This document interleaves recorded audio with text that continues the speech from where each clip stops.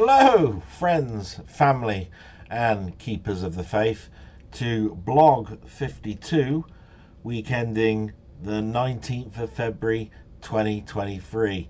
And if you haven't guessed already from other weeks and build-ups and so forth, and you haven't counted how many weeks there are in a year, and that I do a weekend in Blog 52 means this is a 1 year anniversary. Now, I had lots of plans for doing this particular blog, and one thing that I sort of can guarantee is that the blog that I do at the moment, which is just done with the camera and the camera capture software that came with it, is that will change probably from next week, where I will be using OBS to sort of like give a little bit more variety to my blogs. It means I'm going to continue doing a blog. To be quite honest, it's a diary for me and my family.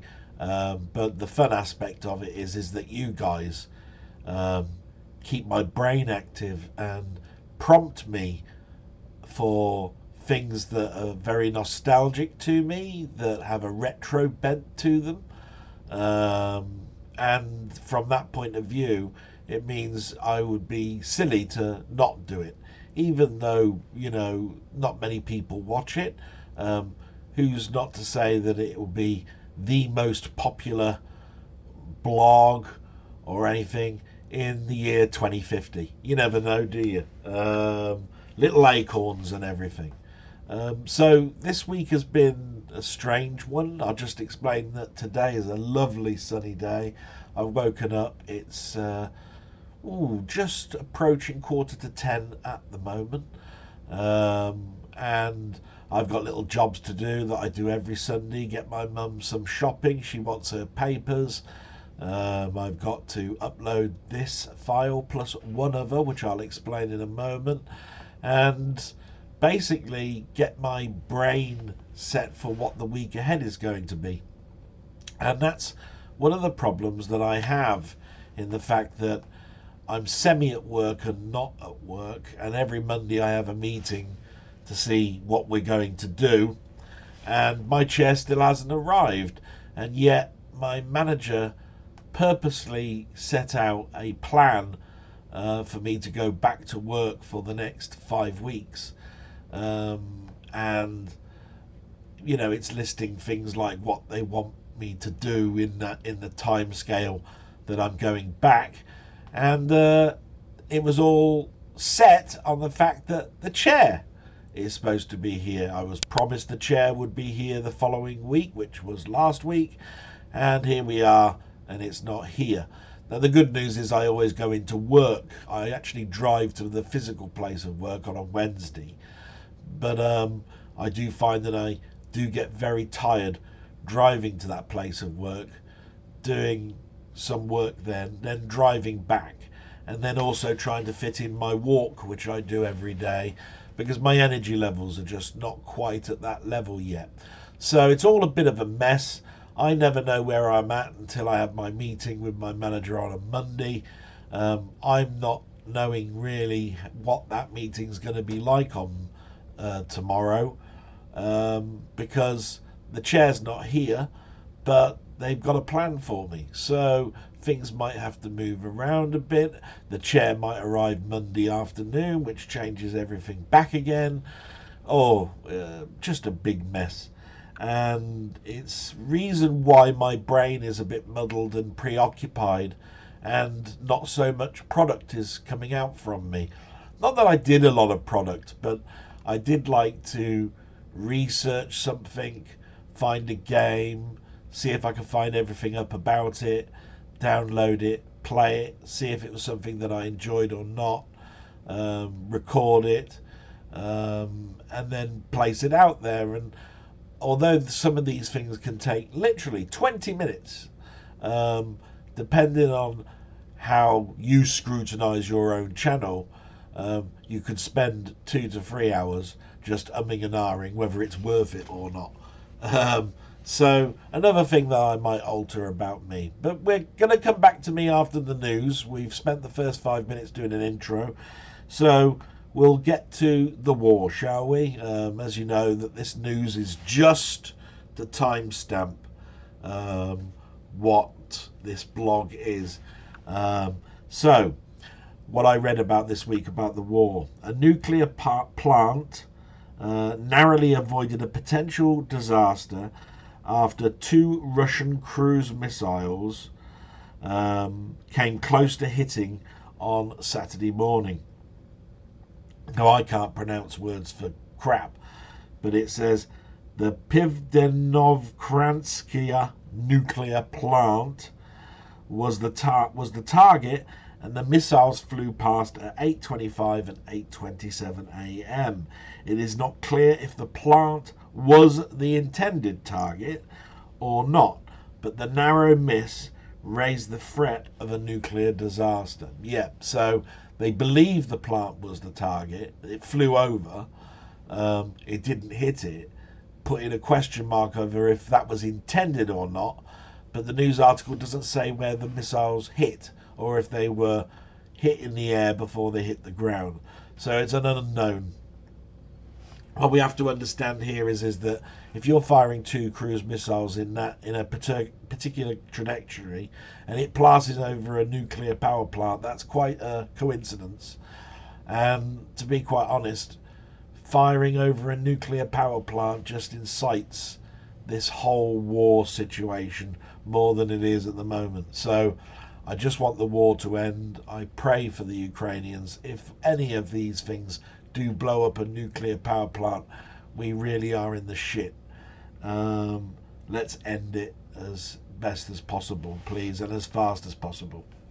There wasn't much else in the news that caught my eye, but I was doing my walk on Wednesday after going into work, and the news was full of an interview from Nicola Sturgeon. Now, if you don't know who Nicola Sturgeon is, she's the Scottish First Minister. She's part of I think the SNP.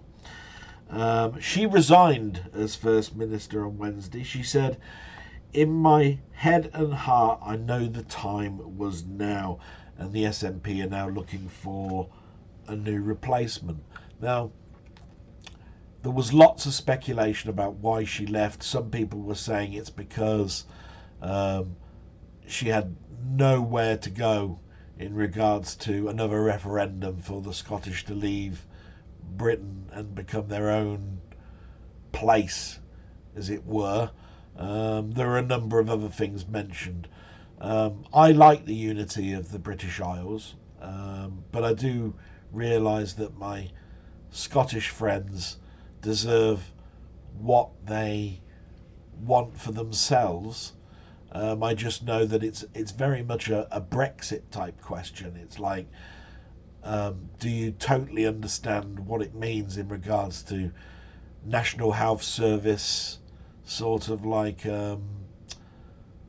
assistance with money, where you're going to source all your medication from.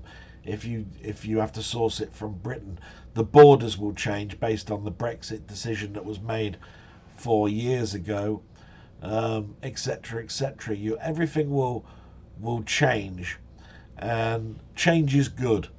But I do believe that we're stronger as a nation, and I'd hate for you guys to leave. I wouldn't think anything less of you. I mean, I've got lots of Scottish friends, and that would never change for me. But if we've learned anything from Brexit, the upheaval of it, how we're perceived as a country now is changed. Would the same happen for Scotland? If they wanted to join the European Union again, it would take many, many years of legislation. Do you want to go through all of that? And many of you will say yes, but you had your referendum about 10 years ago, I believe. It was a once-in-a-generation referendum.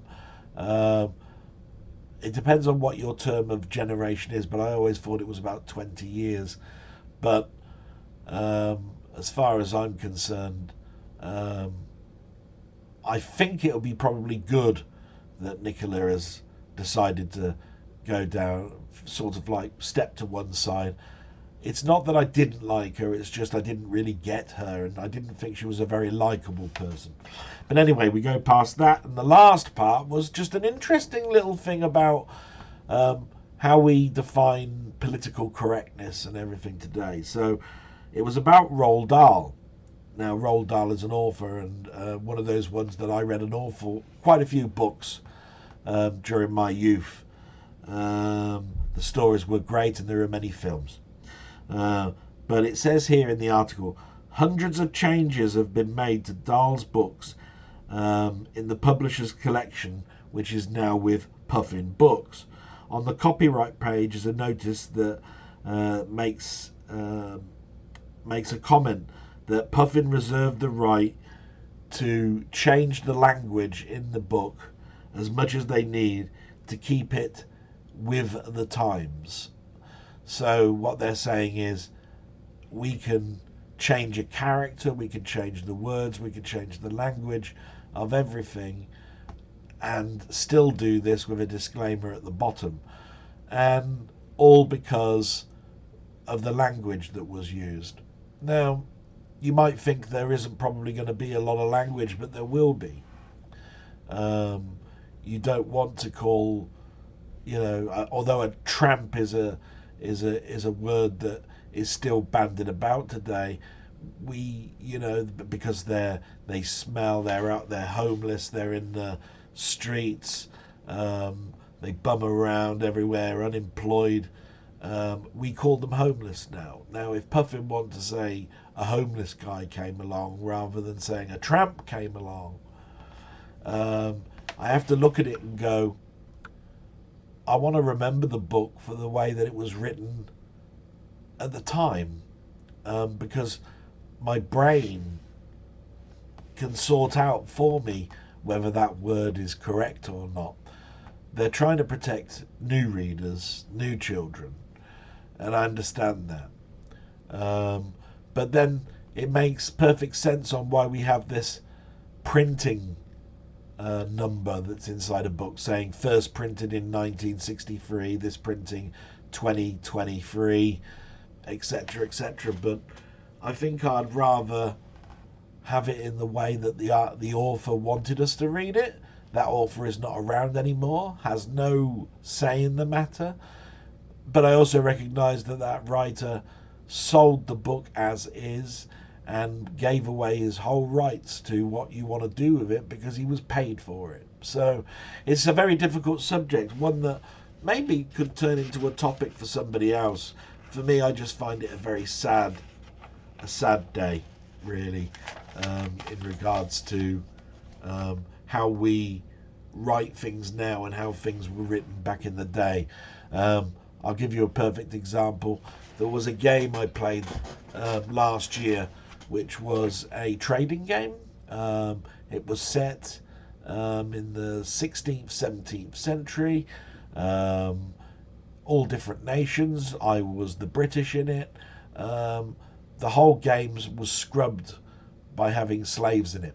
So you could trade everything but slaves. Now, what would be the biggest commodity in the 16th and 17th century?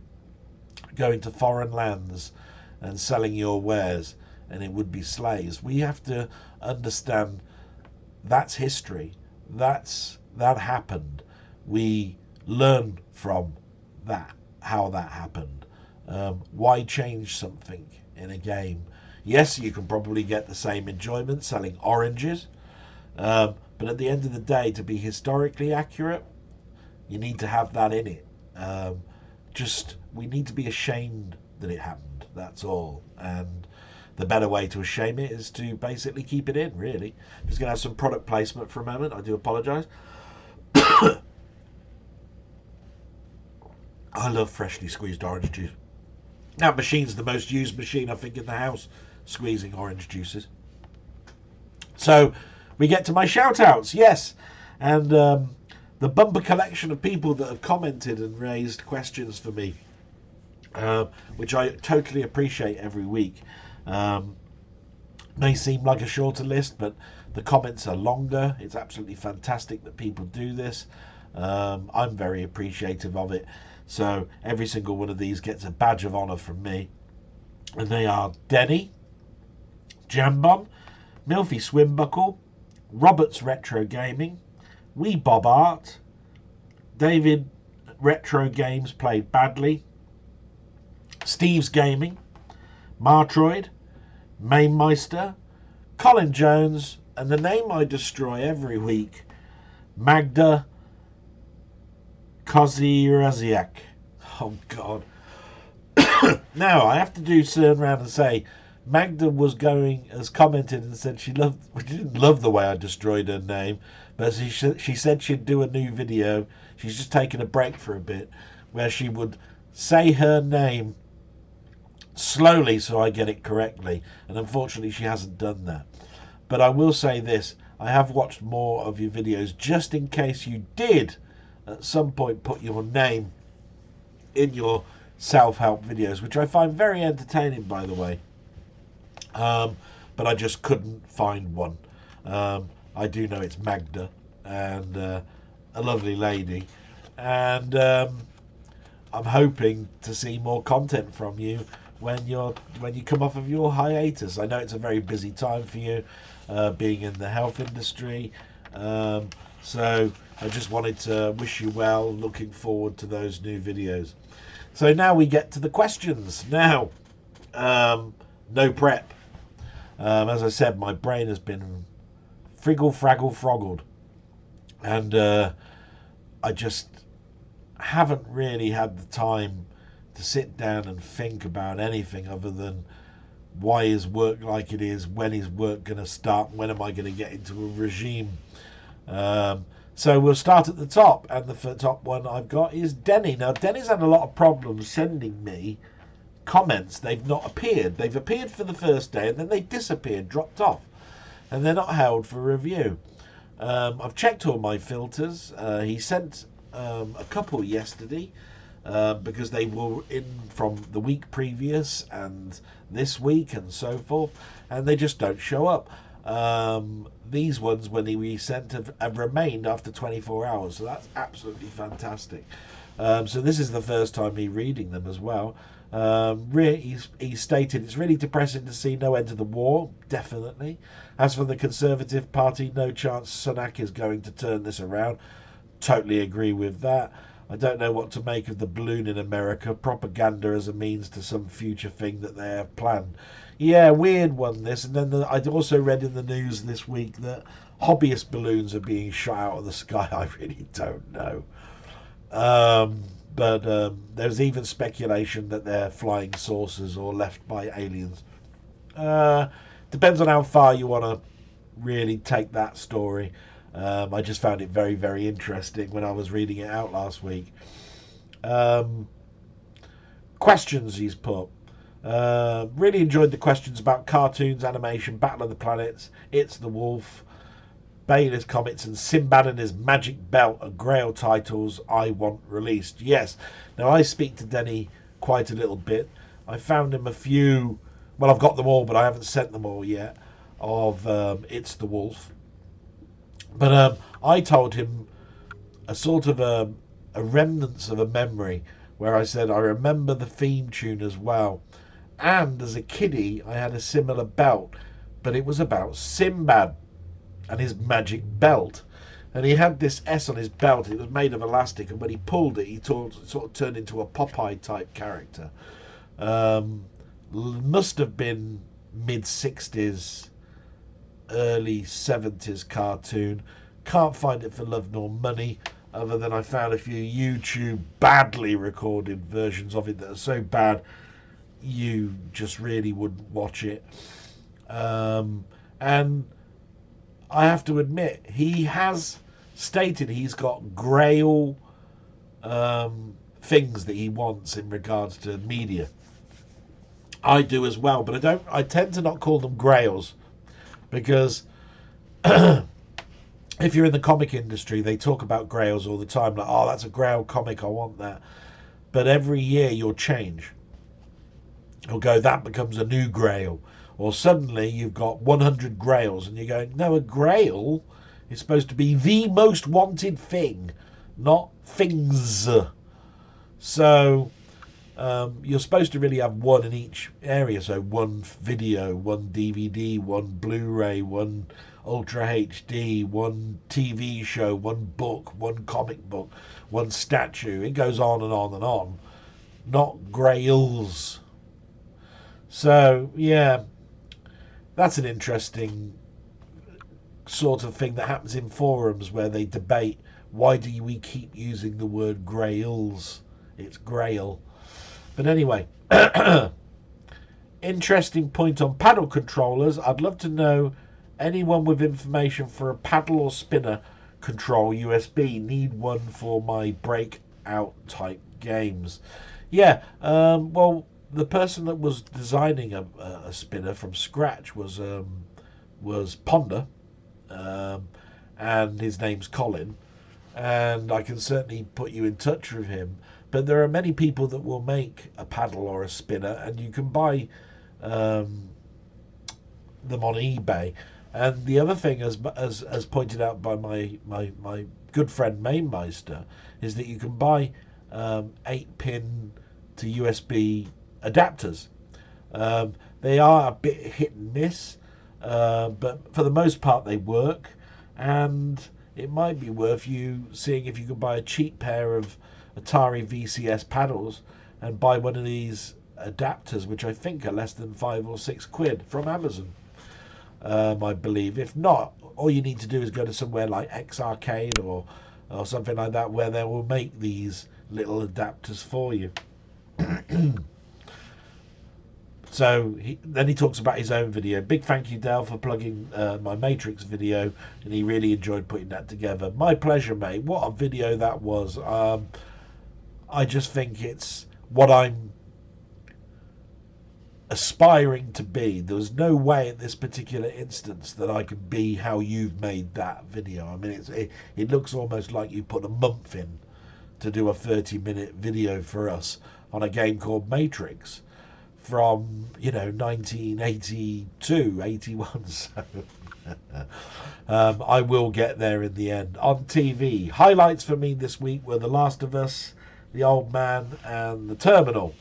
Yes, The Last of Us. I think we're all watching that. That's brilliant. I'll have to look up some of these others that you mentioned. I've always made it clear that I'd like to know what you guys are watching and what you think are good shows and what you think are good films. They start a good topic for me, because I might have a totally different opinion. I might bring it into my topics. I might bring it into my general conversation here. Your topic, Quincy.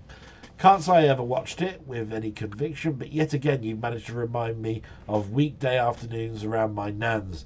It always seemed to be on in the background, me and my head in the latest comic or annual, and my nan asleep in the chair. How, though, did he ever get those young ladies? He must have something more special than me, or Emmy, he put, because it's medical examiner. 8 seasons, yes, 148 episodes, such great longevity. Great research and write-up of the programme, Dale. Really interested in what you'll do next. Yes, topics have not gone away. They just take up an awful lot of time, even just to read it out, what I've written down. But I'm going to do a little segment at the end on why that's going to come back, and it's going to be in a totally different form in a bit. Your pickups. I have to check out your Young Sherlock Holmes. I seem to remember it was a really good film from memories that I have. Yeah, Young Sherlock Holmes. I remember it because it was a very early Industrial Light and Magic book. Effects film. I always did like Sherlock Holmes. I thought it might be a bit Goonies, but it actually had a very dark edge. I remember there was one special effect in it where a stained glass mirror turned into a person and attacked our hero. Very, very difficult special effect, probably even to do now.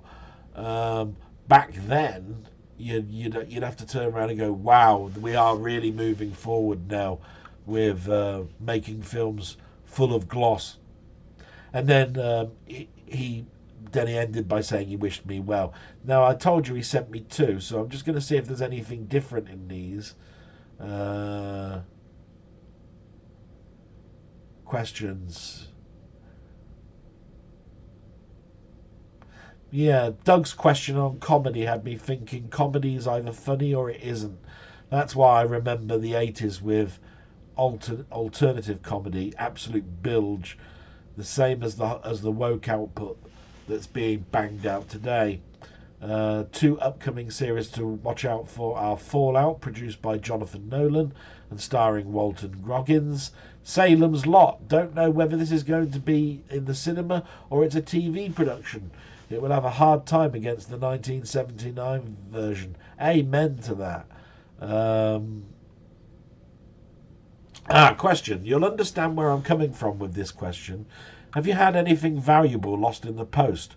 What do you think of the current state of the Royal Mail as a whole and other providers in general with packaging and tracking? Yes, and it only happened a couple of years ago, actually. In fact, it was not Christmas just gone, but the Christmas before. I order statues from a place called Sideshow. They're very well known in the industry. They cost an awful lot of money. What Sideshow can't do is basically tell you how much it's going to cost postage. They can give you an indication based on the weight, but of course by the time that you've bought it, because they show you a preview of what the statue will look 6 months in advance, and you then put down a deposit, and that mold could change, you know, the actual features and the look of it. And they'll tell you the estimated weight. When it actually gets to ship, the weight is an actual figure, as is the box. Certain things are done by weight, certain things are done by dimensions. So you have to sort of like work out, is a $600 statue going to cost me a small amount of money because the weight of it is actually less, or is it going to be done by the dimensions and the weight and whatever, is it just going to be done by the value? I always put aside £100 for postage to me. And this particular statue, the email came through saying, we've just about, the statue is now completed, we will be sending it shortly. But they never sent the email to say it was shipped. Now it entered this country and I never saw an email for customs duty. So because I didn't know it was being sent, I didn't know any customs duty was coming in. The first I heard about it was, your shipment has been sent back. And I went, what? I checked my spam email, and there was one spam email in there saying, something has arrived for you, you need to pay this value, it needs to be done by this particular date. If it doesn't go by this particular date, it will be sent back. 5 days. So I got the email on the 5th day, went into the website for, I think it was DHL, and it said, yes, you've got the tracking number correct, pay this money, and we can tell you more about the shipment. And then I paid the money, and it said, your shipment has been sent back. So I paid money for the duty for it to be coming into the country, and then they shipped it back. So I had to phone up Sideshow saying, there's a statue coming back. It's mine. I've paid the duty on it. They've got the money. But the statue is heading back to you. Can I have that statue, please? For which there was a load of emails coming back saying, you can't have that exact one. We've sold them all. We'll do our very best, etc., etc., etc. Now, after a lot of to-ing and fro-ing and a lot of, oh my God, I've got a $600 statue that's paid for, now in limbo, and the duty has been paid on it, but it's been sent back. So I was down an awful lot of money, and I was panicking a bit. In the end, they said, it's arrived, it's the same one. we will send it back to you. We apologise for all these problems. It was a problem with our side because you never got the email saying it was shipped. We will send it back to you free of charge, and we will put on the customs form that duty has been paid, although we can't guarantee they will read that or accept it. So I went, oh, okay. So it came in, and lo and behold, 3 days later, I get the phone call, you owe us money. And I'm going, no, I've paid it. Where's the reference number? I said, I didn't get a reference number. I paid for it on your website, and it just basically told me that the item had been shipped back. However, there is a note on the box for you to read. Yeah, we've read that, but it's not official. It's from the sales department. And I said, well, then you need to speak to them, and they'll tell you that the duty has been paid. That won't prove anything, Mr. Giant. You know, they would just basically kept saying on and on and on. This isn't any official thing. In the end, I went to complaint. They sent the statue to me saying, this will all get cleared. You might as well have the statue. We know where you are. You're not leaving the country, etc. Are you? And I said, no. That whole argument went on for 6 months. And they hounded me and even sent me letters saying this will affect your credit rating if you do not pay this bill. So yes, if you want a sad story, there's one, and it basically has made it so that I don't buy statues anymore from Sideshow, and it's not their fault. It's just, do I really want to get into an argument with the company that sent it back and then could not trace my credit card payment even after I sent my credit card statement to them, easily showing that I'd paid for it? They would not take that as evidence. It was ridiculous. Now, if I want to buy from Sideshow, I have to find a UK agent that's bought them, that wants to sell them to you with the duty and everything all sort of like tied in. Now the problem you have with that is many of these statues cost an absolute fortune, and I used to buy them on the monthly. In other words, they were coming out in 6 months' time.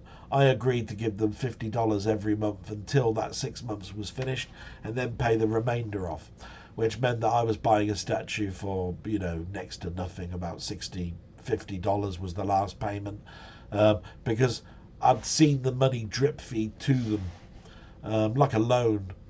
So I could either get loans now or use a credit card, which is interest free, to continue my hobby. But in the end, with everything that was going on with work, I just decided to stop. So I hope that answers your question, Denny. So now we get to Milfy. Good old Milfy. Let's hope we've got a fun one from him. He's got a question for your next vlog. What old games on gaming systems you owned back in the day do you wish you had back then? Games that you have only discovered after you moved on from said computer or console and played many years later, perhaps through emulation. And from the new games that have gotten made for old systems you had, what top 3 do you wish had been made back when you first owned the said system? I'm probably not going to give a very good answer here because I'd have to sort of like think real hard. But I'm going to give you the ones that come to mind. I left the Commodore 64 and moved to the Amiga in 1985. And during that period of time, certain games came out on the Amiga and on the Commodore 64. And for the most part, the Amiga was the superior one. But if you ask anybody of that time, they'll tell you, oh, there was some absolute awful ones, and it's because they were trying to learn the system. Now, one particular game which I loved on the Amiga was Defender of the Crown. Now, what I did learn is that Defender of the Crown on the C64 was an astronomical leap of quality in regards to disc games for that system. Although the Amiga one is superior and will be from its graphical look, the Commodore 64 one was no slouch. And the problem is that I had a Commodore 64 and an Amiga at the same time, but Defender of the Crown came out after I'd sold my C64. So I had no way to look at the C64 version because my friends had different machines as well back then. and there weren't many shops that would sort of like demonstrate it, knowing full well you're not going to buy it, because the stores that I went into knew my name and they knew that I had an Amiga, and so why was he asking to look at a C64 game? Now, I could lie and say it's a present for someone and I just want to see what it looks like. But, you know, I read the review of it. It got a very high review in Zap. It looked really, really good. I wanted to see it move. I wanted to hear the sounds. And I'd moved on. I don't think there were many titles like that that I can think of straight away. But there must be quite a few. There must be so many Zap Gold games that were between 1987 and the year 2000 that I would have loved to have played. I remember that I've been in a few waffles with people and they've said I was the stupid person that bought the Amiga version and the C64 one was far superior. And they were usually by Thalamus or something like that. You know, because things like Cybernoid and that were released on both systems. And again, if I haven't got the C64, I would only see the Amiga version. So I think the answer I've really got, which is a really average, poor answer, is I miss the days where I'd pick up a copy of Zap, get a gold medal award or something, go into the store, buy it, take it home, play it and have my own decision, when I'd sold my 64 and only had the Amiga. And what I've learned is that as you move on, you can now play these through emulation. I now have that luxury to do that, and for the most part I have. But nothing really comes to mind in regards to that way of doing it, other than Defender of the Crown. And I think that one comes to mind purely because it was such a shit moment, because I'd have loved to have played it. And what top 3 games do you wish you had made back when you first owned the said system? So yeah, now this week a game that's been wildly speculated on and really, really wanted to come out quickly or as fast as possible is I think it's called A Pig's Quest. I've seen videos of it. If that had been made back in the day, I'd have bought it. There is no qualms about it. And there have been other games that are based around Beachhead and Raid Over Moscow comes to mind, that I would have definitely have bought again if it had been made back then, because you could have almost have called it Beachhead 3. So I think that's probably the easier question to ask. If I had a list of some of the new games that have come out, would I have bought these in the 80s? The definite answer would have been yes. What would be your top 3? Well, I've named one and I've given you a description of a second one. That I've lost the thread of what the title was called, so I've given 2. I'm pretty sure Mainmeister, when he comes across your question, is going to have a much better answer because his memory is so much pin sharp to mine. So I can't think of a third title. There was, see, Monsterland, I think, is that one that came out. It was virtually nearly the last game, but there was one where you put on different costumes, a platform game. It was just hard, you know, you have to see it to know that it was a quality game.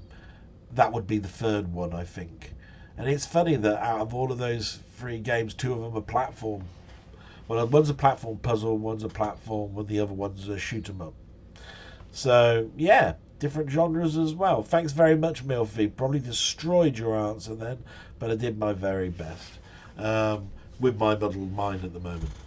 Robert's Retro Gaming. Dell, you've given me some ideas. Well, thank you very much. That's what I hope to do, Robert. and might experiment with regarding how I might manage to record my PS4 for future. Yeah, I never dismiss something as an impossibility, and I do look at things as some things cost. But I think it wouldn't cost anything to do what I was suggesting at the time. So he's got a question. He made a statement. He says, "Darn right, I'm going to be forceful if and when I come up with what I think is a good question." Yeah, I was just making a joke to Robert by saying he's very forceful with his questions, very forthright. He's becoming very assertive. Good for you, Robert. Put me down, because I'm only cocky because it's my own blog. But if I was talking to you, of course I'd be, yes sir, no sir. Yeah, totally agree with that. No, you're wrong there, but I accept your opinion on it. Anyway, he knows I'm only joking. So, question: is there a genre or type of game that doesn't really get made anymore that you wish was? Well, we've over the last month or so we've reminisced about adventure games, and they were a thing of the time, and I do extend that because I used to like adventures. They made me think. I was reading a novel. There was a part where you had to do something, but the difficulty always was, and one that would shine right now, is you got to think of the words or the terminology to get past the point that you're at, and you get infuriated when the system just comes back saying, "I just don't understand what you mean." When you've written it in perfect English, put the key in the lock and turn it clockwise to unlock the door. It's not going to understand that. So I think these days, of course, it would, and Infocom's titles would probably have got that one as well. But what I'm trying to get at here is that adventure games were progressing. They turned from text to graphic and text to point and click, to using a limited vocabulary with point and click. The graphics were drawn, and then suddenly they were static and higher resolution, and then they turned into Windows type things where you had a magnifying glass and could magnify in the screen so that you could get something out the drawer and put it in your inventory and still type away. But then the progression stopped, and we became what we are today. The people that love the graphic novel turned into a more first person type game. The first person shoot 'em up, the platform game, the shoot 'em up game, the puzzle game, and it's just a shame that that particular genre sort of just ended. The numbers dwindled, role-playing games took over as being the adventure game, and there's nothing wrong with that because I love my role-playing games, but it's a dead genre in many people's eyes. It's not dead, it's there, it's living, but it's just, you probably won't search it out. And that's the sad thing I find about adventures. Do search these things out, do have a go, try something different, you might like it. It might encourage you to load that ROM image of Adventureland that you've put to one side because you've gone, nah, don't want to play a text adventure. God, look at that snapshot in my game library that looks like one of the drawings my kiddies drew when they were 4 years old and stuck on the fridge. You're missing a huge chunk of people's enjoyment from that era. So I hope that gave a good answer to you, Robert, and I really keep on with your stuff, mate. I really do love your channel. Wee Bob Art. Question. So, and by the way, he wishes me a happy first anniversary for this blog. Question. Life for me is extremely busy just now, and I'm a bit frustrated as there are games that I want to play, but I'm tired and have other priorities. Are there times or specific games you have been waiting time with, but life got in the way? And when you did get round to playing those anticipated games, did they meet your expectations? So, are there any times or specific games you have been waiting time to play, but things got in the way? All the time. I've got 3,000 titles in my Steam library.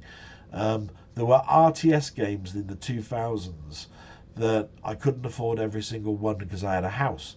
I then bought them on Steam, ready for me to play, but then work got in the way, and I'm still not played them now. I mean, take it like this. I said in a New Year's waffle with Mainmeister that I'd just recently bought in the sale Cossacks.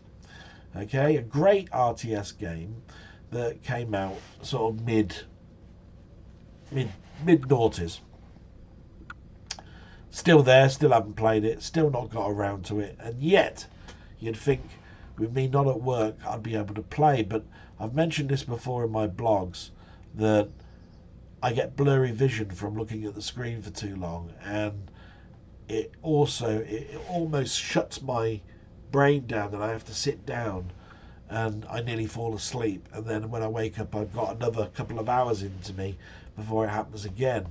So there must be a plethora of games that I really have bought that I wanted to go back and haven't played them yet still.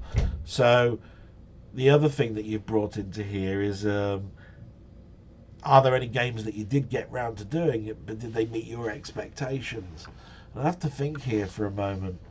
I think Fez was the one that basically surprised me the most, because Fez was one of those indie games that I didn't pick up at the first, and I bought it a couple of years later, and I thought, well, it's a very small load, I'll just try it. And it had that nebulous effect where the world turned round and it had a little blobby character. I loaded it up and I played that for quite a few hours.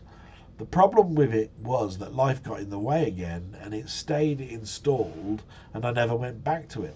But it's one of those games that definitely give it a try. I really quite liked it, and I don't understand why I haven't really gone back to it. So I think you've brought back a memory of one that I'm going to possibly do in the next couple of weeks, is I might try Fez again. Then we've got Steve's Gaming. Hi Del, great blog. First, let me talk about something you mentioned in the last one, Quincy. My wife and I absolutely love Quincy and watch it every time we can. Sadly, it's not shown much these days, and even though she has a DVD collection which is over 12,000 discs, she doesn't have Quincy. The main reason is that she only buy the complete collections rather than these individual series. Yes, so a little bit like Jambon, it's a show that people want, but it probably didn't sell that well for the first season, because I bought the first season 1 and 2. It was a combo, and it was 10 years before season 3 came out. And it came out at a point where I'd moved from DVD to Blu-ray. So I sort of like took my eye off the ball a little bit, and then nothing else came out because that didn't sell. And yet the only place you can get it now is the States or in Japan, and the price is just astronomical. And it's on Blu-ray, which means that you hope, you just have your fingers crossed that somebody will have the good sense to go, we'll give that one a try again, because we don't have to do anything other than the manufacturing of the disc, because somebody's already converted it. So we'll do that. So now I have a question for you, he's put. I can imagine. And actually, yes. I've lost it there. Oh yeah, I want you to name a 60s TV series that aged very badly, and so much so that you can't watch it now. To give you an example, I'd say Land of the Giants. I used to love it, but it's too cringeworthy to watch now. Take care, mate. Happy birthday soon to your mum. Yes, because the one thing I didn't mention at the beginning was it was my mother's birthday on Valentine's Day this week previously just gone. She had some flowers from me. She had a bottle of wine from me. I offered to take her for a meal, but she wasn't in the best of minds. I think she was reminiscing a little bit and just in the doldrums in regards to why am I this age and why am I still around, which is a horrible thing to say, but unfortunately my mother has pretty bad days at the moment where I think she misses my father like we all do. But she misses him really bad. So, to go back to the question, give an example. Yeah. You mentioned specifically the 60s. And the good news about the 60s is that it's well documented. And the way YouTube is done and the way that torrents are done and the internet is done and the way that satellite is now, a lot of these shows are now shown. And if you watch them, they're a thing of the time. I remember in the 70s, my mum liking Upstairs and Downstairs, and I saw that on an ITV channel. I think it was ITV3 about 6 months ago, and I went, I can't watch this drivel. This is absolutely awful. It was like Crossroads in the 19th century. Didn't like it one bit. But that's a 70s show. So, I'll tell you what, one that's very close to the 60s and 70s, a Jerry Anderson production, which is very rare for me to say I cannot watch this, and that is The Secret Service. The Secret Service is one of those shows where Jerry Anderson mixed live action with puppets and models, but it was based, I think the closest I can think of really is if you watch a crime series called Father Brown on TV. It had this bishop solving espionage type things, and it had a well-known comedy actor that the name eludes me now, that spoke in gobbledygook, and he was well known and hired to be in many comedy films to talk just gibberish, because it was gibberish that he invented, and it has a structure. I forgot his name, but anyway, it lasted one season, and when I mean by one season, we're talking 12, 13 episodes, and then they cancelled it. I think Lou Grade looked at it, didn't know what he'd greenlit, caught it on TV one day and went, "What's this gibberish?" and pulled it. I think that's how it worked with that particular show. And in many ways, some people will look at it as being, what a shame. To me, it's like, no, I wouldn't have watched that in a month of Sundays. So, but there was one that comes to mind in the 60s, and it's because I was doing some research on famous shows to watch from the 50s and 60s, where and it had all the episode guides for The Twilight Zone, The Outer Limits, all of that. And there was a British show that was listed there that I tracked down eventually and went, no, this is not great at all. And it was called The Boy from Space. Now, it's a kiddish TV show, so you can't really pan it too badly. But it was about a blue alien called Peep Peep that two school children, a boy and a girl, find and try to protect from an alien predator that's also looking for this boy. Isn't that E.T.? E.T. trying to get home, bumps into a family, being chased. Yeah. The Boy from Space. The boy as well is blue and he got a weird space suit on. I can't watch that show now. But then there are some that I'm going to get ridiculed for. I can't watch Mr. Ed anymore. Sorry, I just can't.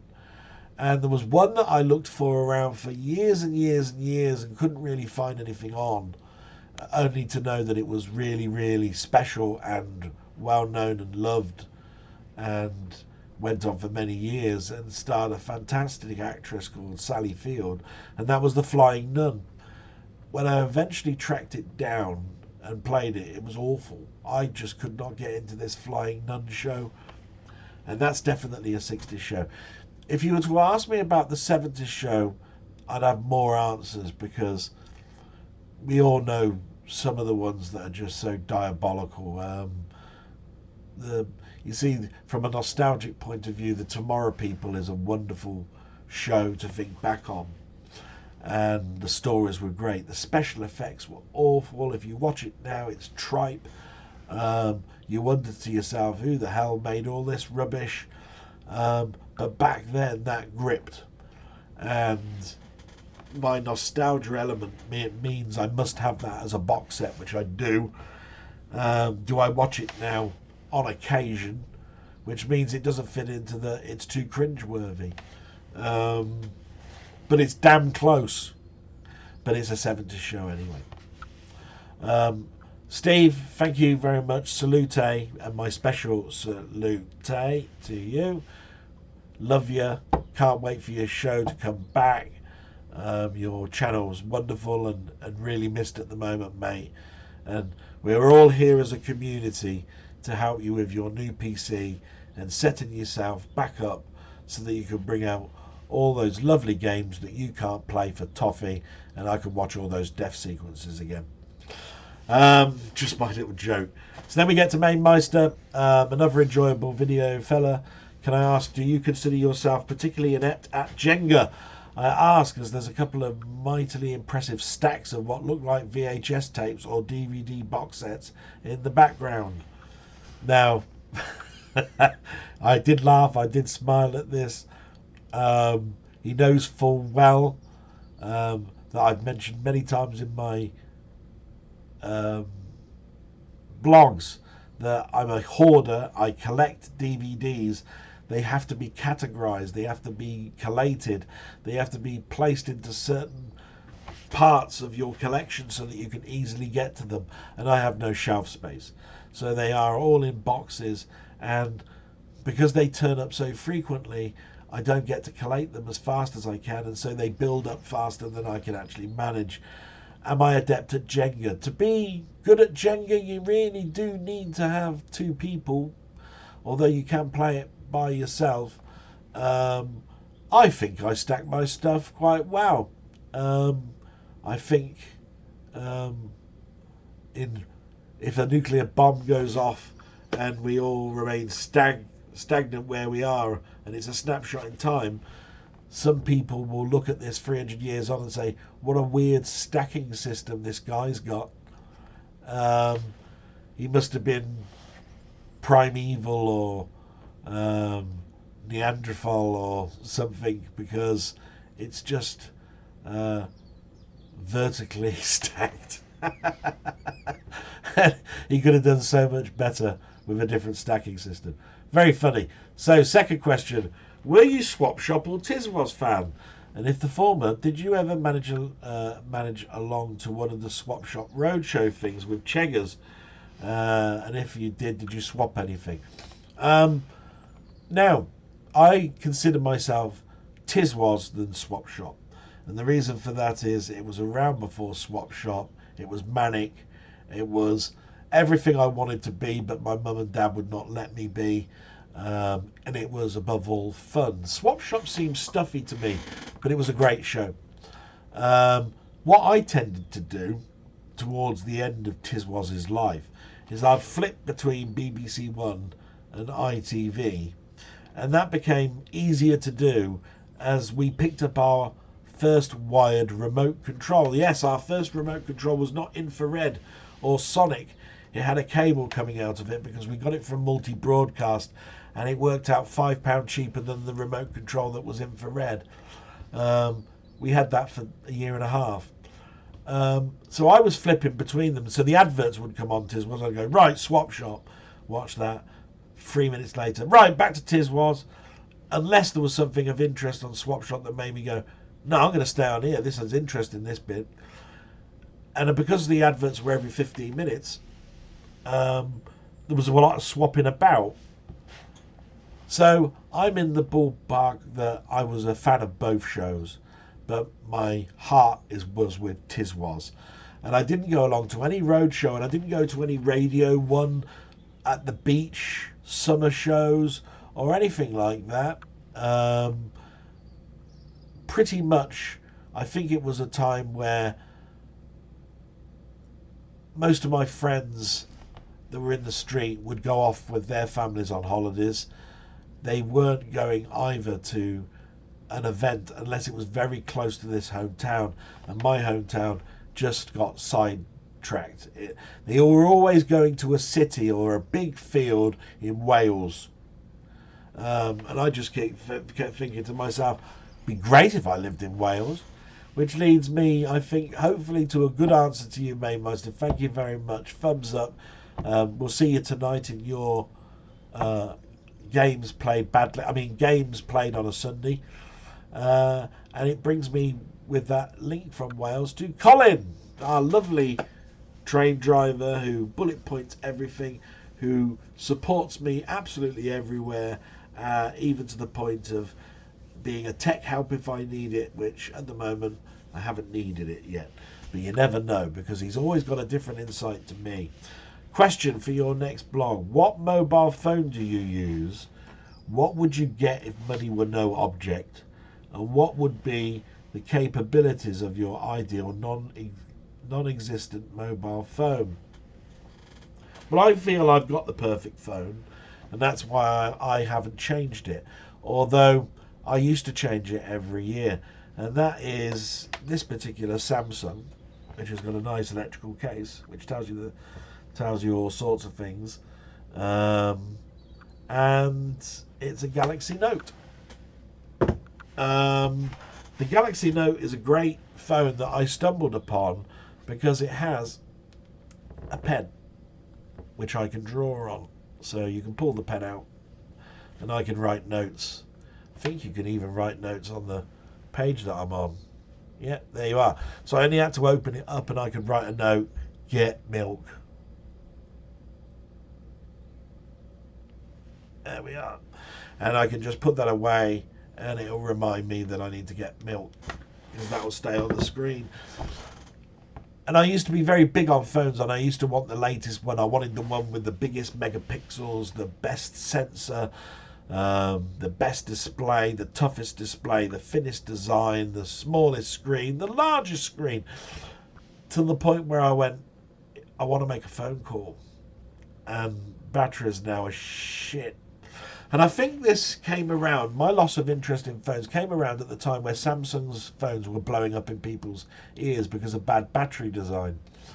Because ever since then, I haven't swapped my phone every 2 years, or 1 year, or even 3 years. In fact, this Galaxy Note 20 is now 3.5 years old because Samsung have decided to stop the line. It was their flagship phone for 10 years.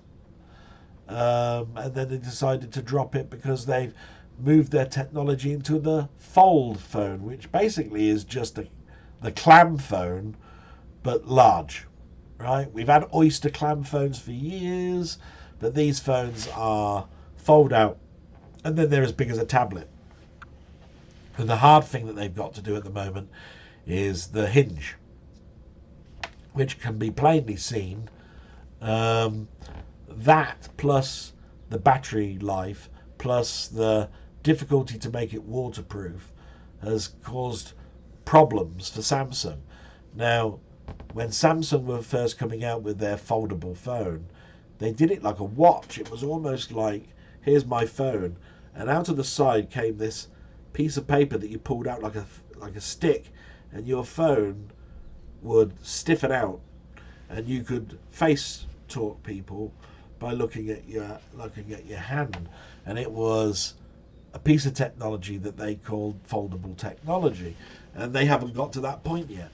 So whether they'll ever get to that point, don't know, because people FaceTime now on their watch, because their watch's display now is almost as good as the displays you get on your phones.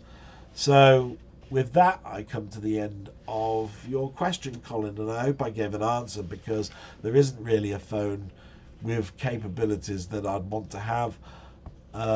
You can now open your car door with your mobile phone. You can book tickets through the internet. You can record your voice, record your features, do a FaceTime. You can make a phone call. You can get a calculator. You can do My Files. You can play games on them. To be quite honest, they're probably the most versatile thing in our possession, but they are also, as far as I'm concerned, the thing that seems to be taking over the world at the moment, and that's dangerous. There's sometimes it's hard for you to understand why you even put your PC on in the morning. Linux, Windows, or whatever, your phone can do just about everything. So, that ends that sort of like question, and I hope that gives a good answer to you, Colin, because I'd love to turn around and say, yeah, let's have a Moonbase Alpha hand wand that opens doors and does all of this sort of stuff when it does it already. So my brain's not in that mode where I go, what's a feature that a phone doesn't have at the moment that you'd really like to have? I know. Put all the duffers that walk along by looking at their phone to the left so that people can walk along on the right hand side and not walk into them, because they're acting like zombies. How's that for an app? Okay, so we get to what I've watched, and it's not an awful lot, I'm afraid. I watched The Last of Us, which, to be quite honest, I'd already seen because it was Super Bowl, so they launched episode 5 early onto the satellites over here. So episode 5 was just a repeat, basically. So there was nothing really to watch there. There was a documentary on Channel 5 yesterday called Carry On Secrets and Scandals, which I was looking forward to until I realised that there was nothing new in it. I'd still go out and watch it. It's lovely watching all those old clips. I can watch them over and over again to get another person coming in to reminisce about what they loved about the Carry-Ons is another fantastic thing. And then there was also on BBC Two on Saturday around about the same time a documentary on movie themes, and then artists sing Bond, which is a repeat. But it's great to see other artists sing main Bond themes at the BBC, and the movie themes is always an interesting one to watch because it's talking about movie themes in certain years and how the world's politics altered how composers were doing their music. So that was great. So then we moved to my stuff, which was the blog from last week, and that pretty much is it, because for the whole of the week I was prepping for this blog, which ended up being a special episode which is being uploaded straight after this one. So today you're going to get two blogs, one called 52 and one called 52.1, and it's done in a new way. I've been using OBS. From next week I think this blog will be episode 1, number 1, season 2, using OBS. From now on, I wasn't comfortable about doing it this week because I'm having a few issues with the fact that when I change scenes, and this is not going to make much sense to you, if I change from a camera view to a combined desktop and camera view with the camera minimized and then revert back again, for some unknown reason the camera goes screwy. If you stay on the same scene, it seems to be okay for a certain period of time, but after 45 minutes it starts breaking up and getting all jagged, and the frames drop. Not sure why, so I need to look into that a bit more. So I've been doing some OBS testing this week, and I was on Mainmeister's Waffle on Friday, which was absolutely lovely. It was very nice to reminisce, although it was a bit late at night. We had a nice chin wag as if we were in a pub together, and it was just nice to reminisce. I love reminiscing. And that brings the end of this waffle.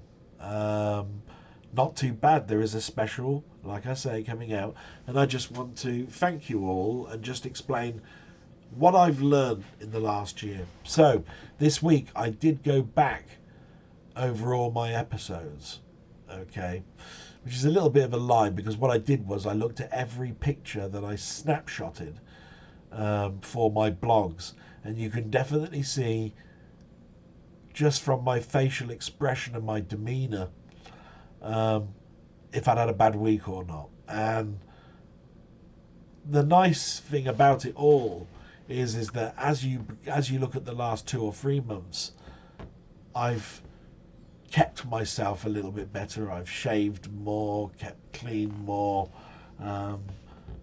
did things with my hair, and I watched just a couple of like 5-minute segments the last 3 months, and saw what I'm seeing sort of now. And then I looked at those early ones, especially the intro, and what this whole blog was about, and watched every 3rd episode for about the first 16 or so episodes, and they were very hit and miss in regards to whether I was happy or sad. There was some emotional scenes in there when I was reminiscing about, things that have hurt me in the past. Happy moments, there were some smiles. The one thing that I will get from it all is that you guys have always been there. I think the last year has been, to me, a success. More hit than miss. And all I'm thinking of now is for this next year that I build on that. I can make it a bit more slick, but I don't mean building in the point of making something of high production values. I mean giving you something that explains it better than me just talking, like showing you pictures at the same time as I'm talking and all of that sort of stuff. Something that gets across better than I do talking. And that's all I really want to say about my blog, is that I'm very happy that I did it. I feel I'm slightly more confident. I feel better that I've opened up about my inner thoughts to you guys than just keeping it to myself. I think you've got to look at that as a positive. I'm looking for more fun. And I'm looking forward now to doing things outside of this house. I'm looking forward to clearing the clutter. I'm looking forward to looking forward. How's that as an answer? And so we end as we always do with what's arrived this week. This arrived last week, but this is a different cover. This is Black Panther's Wakanda Forever, with an artistry steel book cover compared to the other one, which was in a hard case shell. Then Mondo have released the Ant-Man and the Wasp, so all of these go with my Marvel collection. I buy the Mondo ones because they come pre-packaged in a seal, and it's a steel book, and it's artistry rather than just video. This was on sale this week at a very price that I had to snap up. The Last Emperor. Not a film that I watch an awful lot of. It's one of those films, like there are times on a bank holiday that I want to watch Bridge Over the River Kwai, Lawrence of Arabia, longish films, Chaplin, all of those sort of like documentary films, the Jolson Story, all of that. The Last Emperor fits into that category of watching on a Sunday or a bank holiday, along with Gandhi and that. But both great films in their own right, but you wouldn't pick them up and watch them once a year or whatever. You watched it once, you don't need to watch it again for about 5 years. But it was at such a cheap price, and this is by Arrow. They do such great packaging and stills and all sorts of stuff about how the film was made and all that sort of stuff, that I had to buy that. If you want to know what I mean by a cheap price, the price of that when it first came out was £40. I got that for £16. So a bit of a drop. And then I was going through my collection, and this one is purely for Denny, and this came up and I haven't opened it, and I'm going to open it today, and that is Star Crash. An awful science fiction, just came out after Star Wars 77 film that has David Hasselhoff in it, if I remember rightly, and it could be Christopher Plummer. Is it Christopher Plummer? And Caroline Munro. And if any young lad knows about Caroline Munro, we were in awe when she was on. She was in the Sinbad films. She was a Bond girl in Live and Let Die. She was in the helicopter, wasn't she? Yes, in the famous car sequence. She is also the presenter of a movie show where she shows free horror films on a Friday on That's TV, which is a free channel on a Friday. So you can watch all the Hammer horror films and all of the Living Dead films. She's like an Elvira type character. And whenever she's showing one of her own films, she reminisces about what that was like. So why I'm showing this, Denny and I love these trash films. And Star Crash is one of those ones like Battle Beyond the Stars, which is a guilty pleasure of watching something that is so awful you have to watch it. It's great. This is a combo DVD Blu-ray, if you can see the edge of that there. The DVD Blu-ray. And it's foreign, so it's my Italian copy. But this is like if Star Wars and Barbarella had a baby. Yeah. The end. Next week, maybe, we'll be using OBS. Maybe you're going to see a totally new Del Boy. Stay tuned. This same channel, this same time. Bye-bye. And salute.